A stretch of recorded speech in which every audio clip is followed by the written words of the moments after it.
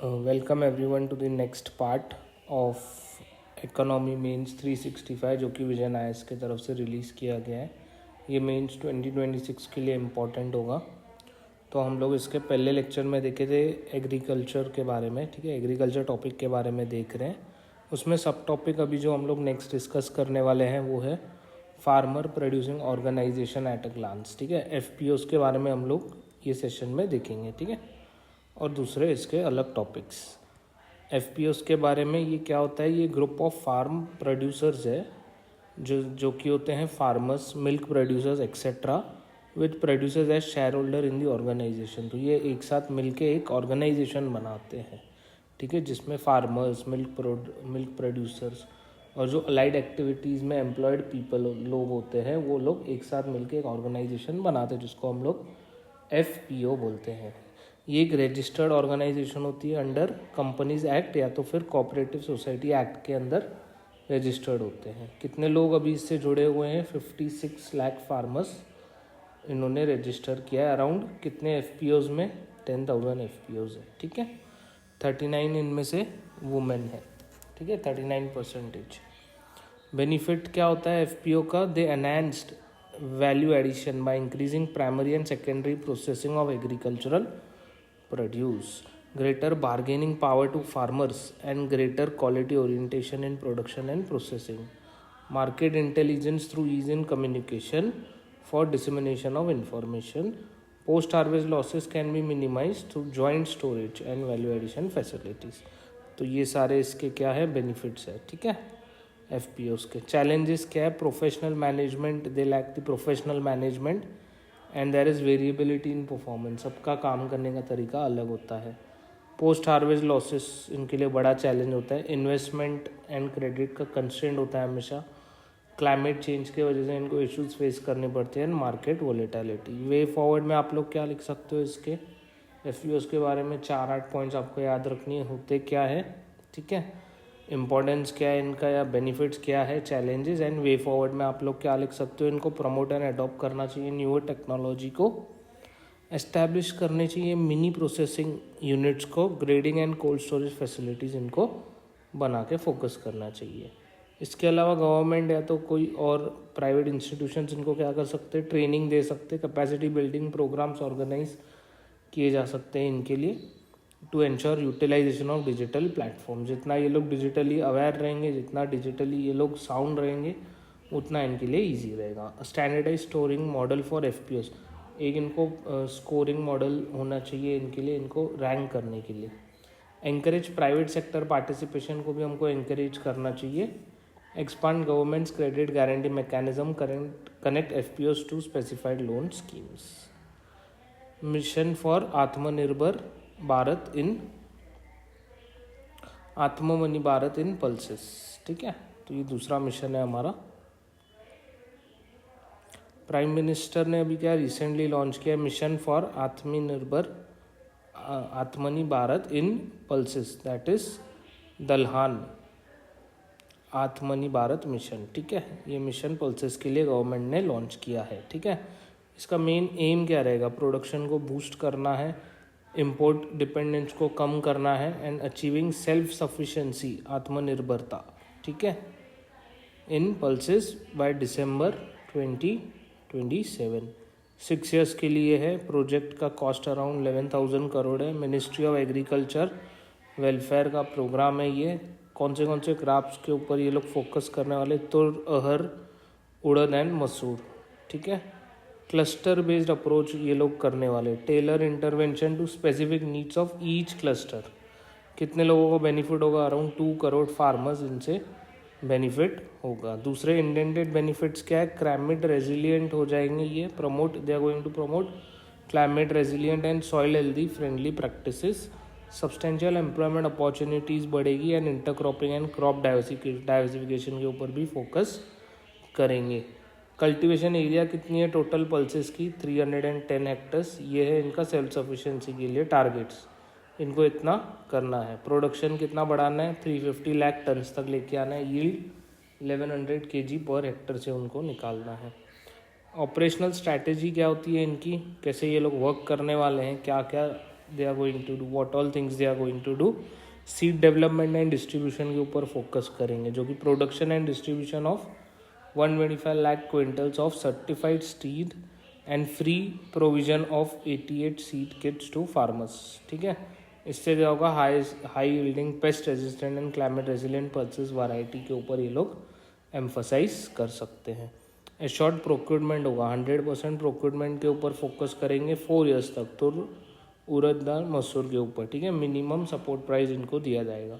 States का role क्या रहेगा, इफेक्टिव इम्प्लीमेंटेशन करने के लिए 5 year सीड प्रोडक्शन प्लान्स के ऊपर दे वुड बी फोकसिंग। ठीक है, पोस्ट हार्वेस्ट वैल्यू चेन के लिए 1000 processing and package unit supported by subsidies of up to 25 lakhs, ये भी रहेगा पोस्ट हार्वेस्ट के लिए। ठीक है, स्टेटस क्या है अभी पल्सेस का, इंडिया लार्जेस्ट प्रोड्यूसर है, कंज्यूमर एंड इम्पोर्टर। ठीक है, पल्सेस के लिए top three pulse producing states कौन से, Madhya Pradesh, Maharashtra and Rajasthan. All 3 seasons में ये ग्रो हो सकते हैं। इंपॉर्टेंट पल्सेस कौन कौन से यूज़ होते हैं इंडिया में, chickpea, pigeon pea, green gram, black gram and lentils. ठीक है, प्रोडक्शन का ये फिगर है। ठीक है, नीड अभी इसकी क्या है, इनसफिशिएंट डोमेस्टिक प्रोडक्शन उतनी नहीं है जितनी की डिमांड है। ठीक है, has not kept pace with the demand, उतनी डिमांड से उन्होंने प्रोडक्शन उतने नहीं हो रहा है। ठीक है, तो इससे हमको क्या करना पड़ता है, इम्पोर्ट के ऊपर डिपेंडेंट होना पड़ता है। अराउंड 15 to 20% इम्पोर्ट किया जाता है पल्सेस। एड्रेसिंग माल न्यूट्रिशन, पल्सेस नहीं खाएंगे लोग तो माल न्यूट्रिशन की प्रॉब्लम्स होगी। अराउंड प्रोटीन इंटेक कितना होता है इंडियन डाइट में, इसका 20 to 25% ऑफ प्रोटीन लोगों को पल्सेस से मिलता है। ठीक है, फिर भी शॉर्टफॉल है। इंक्रीजिंग डिमांड कंटिन्यूस बढ़ते गई है। Environment and soil health benefits, pulses and soil fertility, तो पल्सेस जब भी ग्रो होते हैं सॉइल फर्टिलिटी उनको बढ़ जाती है, जैसे कि वो एटमॉस्फेरिक नाइट्रोजन को फिक्स करते हैं। ठीक है, इससे क्या होगा, फर्टिलाइजर्स के ऊपर डिपेंडेंसी कम हो जाएगी, तो इसके लिए हमें पल्सेस ग्रो करने चाहिए। Price and market stabilization, prices fluctuation due to volatility in global trade and domestic production act as a challenge in meeting inflation target. इसके अलावा पल्सेस को, आप प्रोडक्शन को प्रमोट करने के लिए दूसरे क्या स्कीम्स है, नेशनल फूड सिक्योरिटी मिशन है ये जो पल्सेस का 2007 में लॉन्च किया गया था। Accelerated pulses production programme, PM Aasha, प्रधानमंत्री अन्नदाता आय संरक्षण अभियान, ये 2018 में लॉन्च किया गया था। मिनिमम सपोर्ट प्राइस देती है गवर्नमेंट। बफर स्टॉक मैनेजमेंट, ठीक है, देखिए गवर्नमेंट क्या करती है, बफर स्टॉक रखती है अपने पास पल्सेस का, जब भी प्राइस फ्लक्चुएशन होगा तो वो लोग ये रिलीज़ करेंगे प्राइस स्टेबलाइजेशन फंड से। सब्सिडाइज रिटेल डिस्ट्रीब्यूशन, भारत दल, गवर्नमेंट ने एक इनिशिएटिव लॉन्च किया है to convert stocks of chana, moong and masoor into subsidize Bharat dal for retail distribution. ठीक है, रिटेल डिस्ट्रीब्यूशन के भी ऊपर ये लोग फोकस कर रहे हैं। कंक्लूजन में क्या लिख सकते हो, मिशन फॉर आत्मनिर्भरता and pulses lay the groundwork for self-reliant, sustainable and resilient pulses sector. By combining technology, innovation and farmer empowerment, it will ensure nutritional security, boost rural prosperity and reduce import dependence. ठीक है, and it would steer India towards true agriculture and economic self-sufficiency. ठीक है, ये था अभी pulses के बारे में।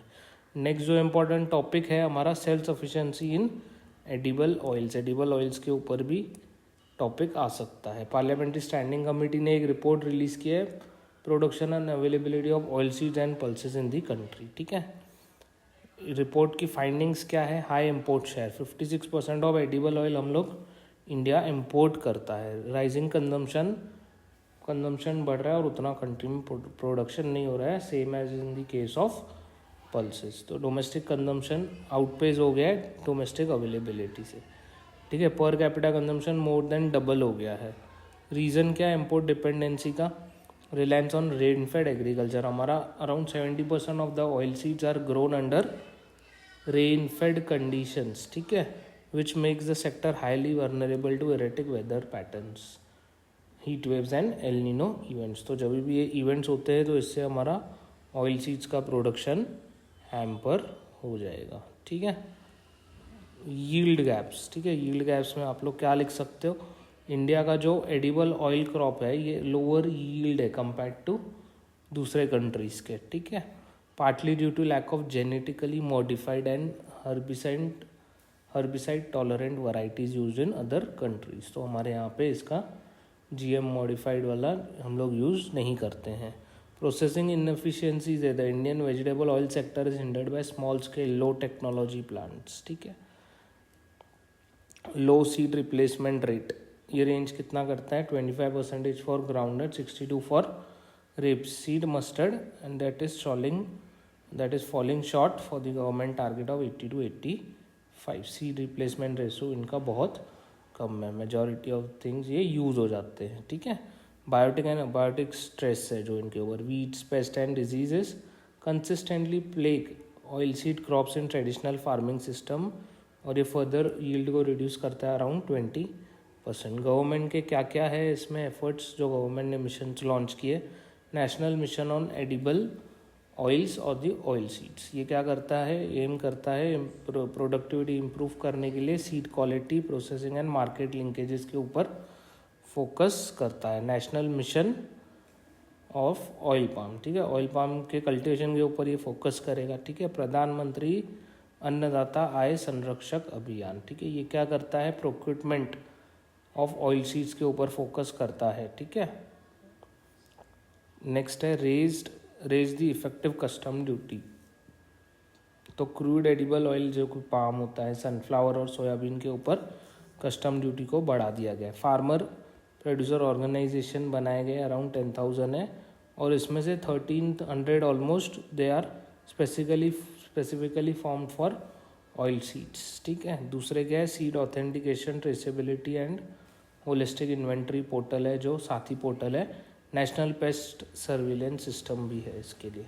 वे फॉरवर्ड क्या है, वे फॉरवर्ड में आप लोग कोई भी कमेटी के रिकमेंडेशन लिख सकते हो. प्रोक्यूरमेंट को हमको एक्सपांड करना है. ठीक है. Expanding MSP procurement under price support scheme of PM Aasha to 100%. ठीक है. Incentivize production of palm oil के प्रोडक्शन को हमको इंसेंटिवाइज करना है. ठीक है. इम्प्रूव इरिगेशन प्रैक्टिसेस, जैसे बढ़ेगी प्रोडक्शन बढ़ जाएगा. इंपोर्ट को सेफगार्ड देना है. Dynamically adjusting import duties based on the domestic production and in imposing 20% safeguard duty on palm oil imports if global prices fall below 800 ton. ठीक है. तो ये डायनामिक होना चाहिए जो इम्पोर्ट ड्यूटी स्ट्रक्चर है. ठीक है.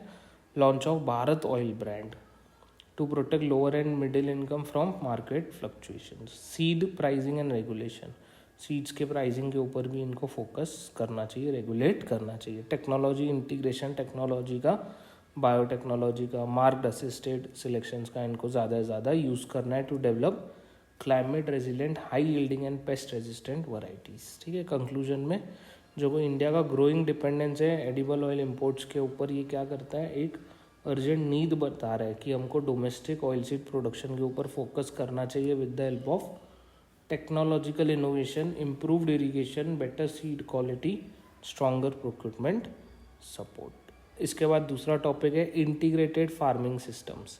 यूनियन एग्रीकल्चर मिनिस्टर ने क्या बोला है साइंटिस्ट के लिए, रिक्वेस्ट किया है साइंटिस्ट को to develop integrated farming system for small farmers. Small farmers के ऊपर ये फोकस किया गया. अभी स्मॉल फार्मर्स होते क्या है, जिनके पास स्मॉलर लैंड होल्डिंग्स होती है, that is less than 2 hectares. ठीक है. इनको हम लोग बोलते हैं स्मॉल फार्मर्स. अब ये इंटीग्रेटेड फार्मिंग सिस्टम है क्या, it is a synergistic approach integrating multiple components जैसे कि crops, livestock, horticulture, fishery, poultry and apiary in a single farm unit. एक ही फार्म यूनिट में हमको ये सारे एक्टिविटीज़ करनी है. अब इसका सिग्निफिकेंस क्या होगा, इनकम सिक्योरिटी. अगर ऑयल जैसे क्रॉप्स फेल हो जाते हैं तो they can benefit from the life stock, fishery, poultry. ठीक है.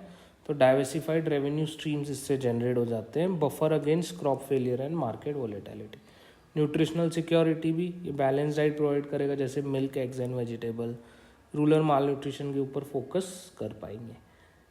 Resource efficiency, recycling on farm nutrients, reduce import cost भी इससे कम हो जाएगा. इकोलॉजिकल डाइवर्सिटी, बायोडाइवर्सिटी बढ़ेगी. Cropping methods, inter cropping, mixed rotation के ऊपर फोकस किया जाएगा. Reduces competition for water. ठीक है. And space. चैलेंजेस क्या है इसके लिए, कैपिटल इंटेंसिव होता है ये काफ़ी. अलाइड सेक्टर्स है जो कि कैटल शेड्स, फिश पॉन्ड्स, इनके लिए हाई इनिशियल कैपिटल लगता है। नॉलेज गैप है, लोगों को नॉलेज नहीं है, फार्मर्स को टेक्निकल स्किल्स नहीं है to manage complex multi layered system. Labour requirement, ठीक है, ये एक बड़ा चैलेंज है। गवर्नमेंट के इनिशिएटिव्स क्या है? National mission for sustainable agriculture rainfed area development programme, ठीक है, इसका क्या है? इंटीग्रेटेड फार्मिंग के ऊपर ये लोग फोकस करते हैं ये स्कीम के अंडर। राष्ट्रीय Krishi Vikas Yojana to states flexible, provide states flexibility to fund diverse IFS models. Paramparagat Krishi Vikas योजना ऑर्गेनिक न्यूट्रिएंट रिसाइकलिंग के ऊपर फोकस करते हैं। विकसित कृषि संकल्प अभियान, ये क्या करता है? लैब टू लैंड गैप के ऊपर फोकस करता है। Develop scientist to disseminate region specific IFS models, तो ये एक इम्पॉर्टेंट स्कीम आप लोग लिख सकते हो, ठीक है। दूसरी स्कीम है आईकार AICRP, ये all India coordinated research project on integrated farming system is developing location specific model around 25 states according to different agroclimatic zones, ठीक है। तो कंक्लूजन में IFS offer a sustainable pathway to enhance farmer income बढ़ेगी, इससे resource use बढ़ेगा, efficiency and strengthen resilient against climate and market risk, ठीक है। Next topic है हमारा जो भी डील करता है ब्लू इकोनॉमी से। Blue economy, the ministry of earth sciences, इन्होंने रिलीज किया एक white paper titled transforming India's blue economy, that is innovation and sustainable growth road map to 2035, 10 years के विजन के अकॉर्डिंग। ब्लू इकोनॉमी होती क्या है? Definition क्या है इसका? Blue economy refers to exploring and optimizing the potential of the oceans and the seas which are under India's legal jurisdiction for socio-economic development, environmental sustainability and national security. India की coast line around कितनी है? 11,000 kilometres. And exclusive economic zone कितना है?